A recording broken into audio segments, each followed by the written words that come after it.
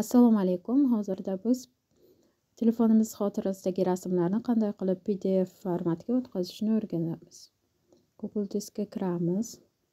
Bu yerda plus emas, tepadagi rasmchani belgichasini bosamiz. Bosganimizdan keyin boya o'rgatganimdek konspektni nima qiladigan fotoapparat nimasi chiqadi. Bu yerda o'zi skaner qiladi, lekin bizlar hozir rasm joylashtirmoqchimiz, shuning uchun yonidagisini bosamiz. Yon tugmani bosganda mana telefonda xotirasidagi rasmlar chiqib keladi. Belgilab olamiz, qaysilari kerak. Готово tugmasini bosamiz.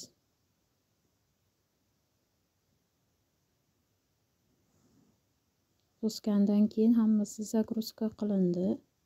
Bu yerda filtr ham bor, lekin bizlar hozir men filtr qilmayman, chunki hamma nimalari yaxshi ko'rinyapti. Dalini bosamiz. Bosilgandan keyin bu yerda fayl ismini o'zgartirsak bo'ladi. Qo'yamiz. O'zi PDF da turibdi.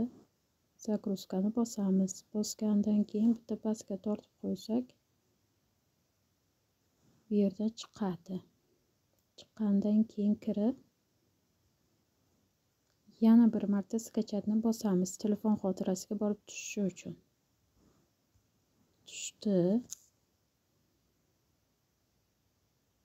Tushgandan keyin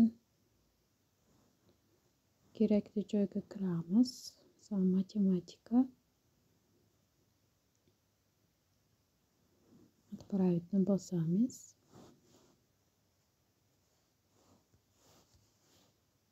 Описание yozamiz.